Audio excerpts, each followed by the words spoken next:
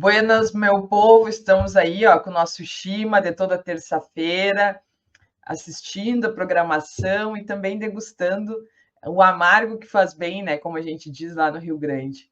Então, gente, bom dia para todo mundo, uma ótima terça-feira. Estou feliz aí com quem nos acompanha na nossa coluna e hoje eu quero falar sobre o estudo psicossocial, que é um instrumento, uma ferramenta que a gente utiliza nas ações da vara de família, né? E para falar sobre esse tema, eu quero mostrar. Esses dias eu mostrei para vocês um vídeo de uma médica que perdeu a guarda da filha, né?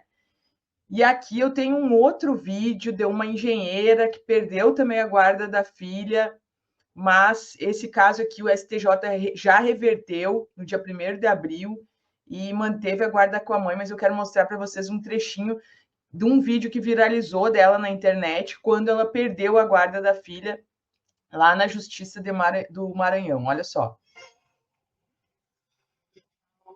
O juiz ele deu a guarda, não somente a guarda unilateral para o genitor, mas como também na decisão ele proibia de eu ter contato com a minha filha. Só poderia ter contato por telefone e eu só poderia ver minha filha em julho, na série escolar.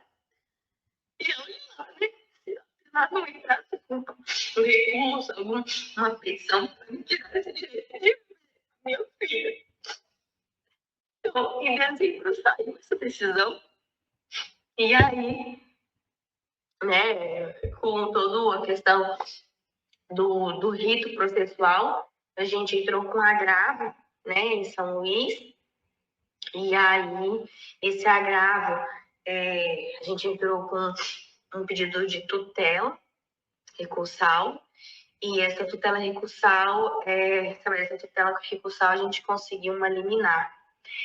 E por isso que hoje, né, eu estou com a minha filha em casa, comigo. Porque essa decisão saiu, essa liminar, suspendendo a decisão, né, do juiz de base. Então, gente, assim, vocês vejam aí o desespero da mãe, né, que perde a guarda de uma filha de 2 anos e 8 meses. Então, realmente é desesperador, é uma situação muito complicada. Esses casos de família, eles tramitam sob sigilo, né? Então, todas as ações, né, seja divórcio, guarda, alimentos, tudo isso são processos sigilosos. A pessoa não consegue acessar de forma pública, salvo se ela for uma das partes, né, autor ou réu, advogado de uma das partes, ou ainda se tiver a chave de acesso. Mas nesses casos aqui, que essas mães às vezes se veem tão desesperadas que o último, né, recurso delas é apelar para uma repercussão nas redes sociais, a gente aproveita para usar como exemplo, né, e tratar aqui desses temas que eu lido diariamente. Então, isso acontece recorrentemente, né, essa situação de colocar as mães em xeque em relação à sua guarda. E ela mesma, ela teve que se mudar para São Paulo devido ao trabalho, né? E aí é como eu falei aquele dia, se a mulher não trabalha, aí ela tem que ouvir lá alguma chacota, alguma coisa, tem que trabalhar. Se ela trabalha, ela também pode perder a guarda porque ela trabalha. Então a mulher nunca tem razão, né? Ela sempre está errada, não importa o que ela faça, o que ela fale, sempre vai estar errada. Então é bem complicado isso, né? Estar nesse cenário. Nesse caso aí, o que aconteceu? A ministra do STF, porque a gente tem a primeira instância, né? Os juízes de direito nas varas de família, temos os tribunais de justiça, que são a segunda instância, em cada estado, em cada capital do estado tem a sua, né? Por exemplo, aqui em Santa Catarina, a gente tem o Tribunal de Justiça em Florianópolis, e temos a instância superior, que é o STJ, nesses casos de família, que é o Superior Tribunal de Justiça. Por que foi assim rápido? Porque ali não é uma decisão definitiva, vejam, né? Então, o processo ele começa aqui, ele termina aqui, isso demora um tempo, né? 1 ano ou mais, a depender da situação, mas saem decisões em tempos menores quando a gente pede e faz um pedido de antecipação de tutela. Então, o juiz dá uma decisão urgente. foi o que aconteceu. O pai entrou na justiça, né, entrou com a ação, teve uma decisão liminar aqui que mandou entregar provisoriamente a guarda para o pai, e aí dessa decisão ela recorreu, ela fez um agravo para o tribunal, e aí o tribunal deferiu parte e outra parte não, e aí ela recorreu para o STJ, e no STJ, então, que a ministra Nancy determinou que a guarda ficasse com a mãe em São Paulo, até que fosse feito um estudo psicossocial, que é o tema principal da coluna hoje que eu quero falar aqui, que é um instrumento que eu utilizo muito nas minhas ações, né? E também, assim, outra situação importante ali, o pai, essa criança, ela morava com a mãe, que é essa engenheira eletricista, em São Paulo, e o pai ajuizou a ação no Maranhão. Então, vejam, há uma incompetência territorial aí. Nessa decisão do Maranhão, ela é uma decisão, a gente fala, né, tecnicamente, que é uma decisão incompetente. Por quê? Porque o juiz competente para decidir isso é o juiz de São Paulo, da comarca em que a criança mora. Então, o que define a competência do juízo em ações que versam sobre os direitos da criança é no local de residência da criança. Então, por exemplo, se uma criança mora em Florianópolis e o pai mora no Rio de Janeiro, o juiz competente para decidir é o juiz de Florianópolis.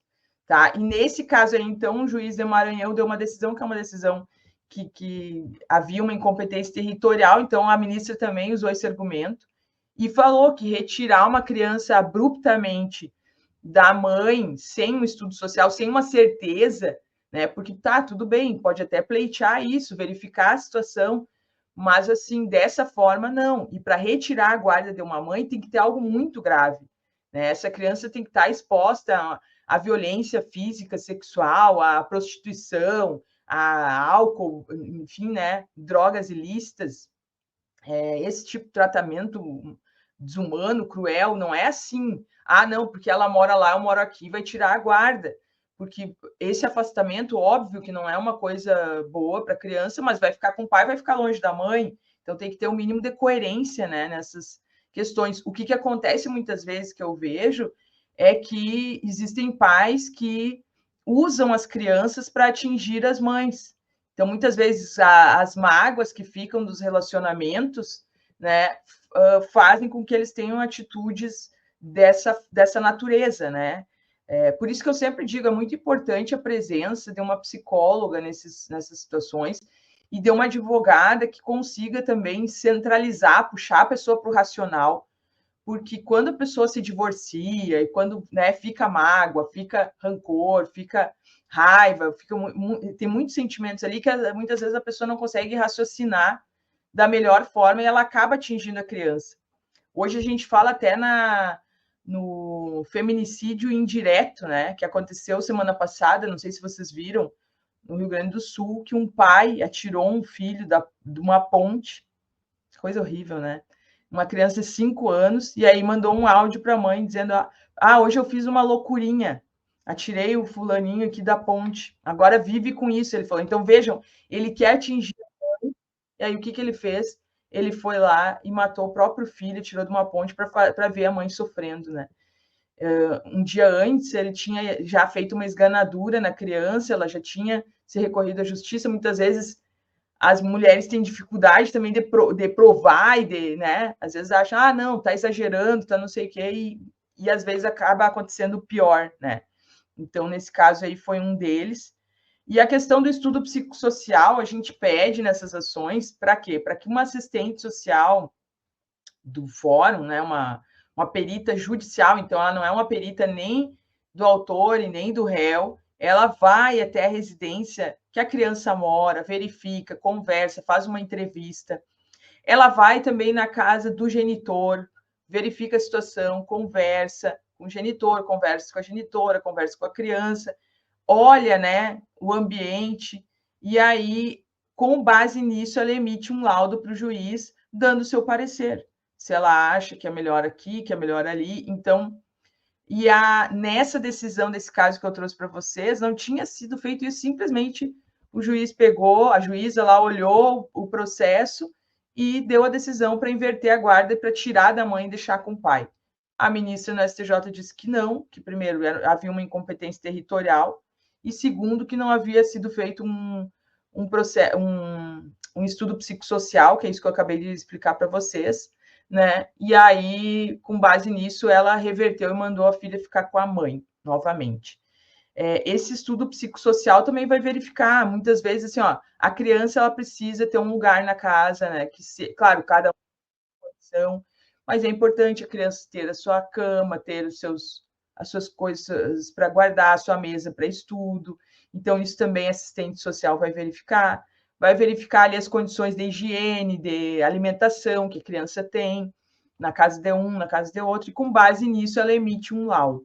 Então, é um parecer muito importante e geralmente o juiz vai seguir aquilo ali que a profissional, né, indicar nesse laudo, porque ele é feito por alguém que é isento, que é imparcial, que geralmente é um servidor, né, do Poder Judiciário, ou então alguém nomeado pelo juiz para fazer esse trabalho, e que vai fazer, e claro, isso não impede que as partes, a gente fala as partes, né, mas as partes são o autor da ação e o réu. O autor é aquele que está demandando e o réu é o polo passivo, então é aquela pessoa que está ali sendo demandada na justiça, e essas duas pessoas, partes, vão ter amplos poderes e direitos ali de se defender, juntar documentos, perícias, pedir perícias, né? Ou seja, vão poder usar todas as formas que o direito admite de produção de provas, documentos, imagens, áudios, vídeos, testemunhas, perícias, enfim, né? Tudo que tiver a seu alcance, né? Para provar o seu direito, tanto o autor da ação quanto o réu, né? E é isso que determina o princípio da ampla defesa e do contraditório. Tá bem, gente? Então, hoje era sobre isso que eu queria falar com você, sobre o estudo psicossocial, que a gente utiliza, é um instrumento muito importante que a gente utiliza nas ações de família. Trouxe como pano de fundo essa história da engenheira eletricista que teve a guarda da filha retirada pela juíza de primeiro grau lá no Maranhão, mas conseguiu reverter essa situação com um recurso para o Superior Tribunal de Justiça.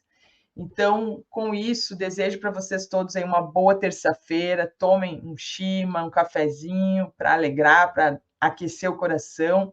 Fiquem com Deus e até terça-feira que vem. Um beijo!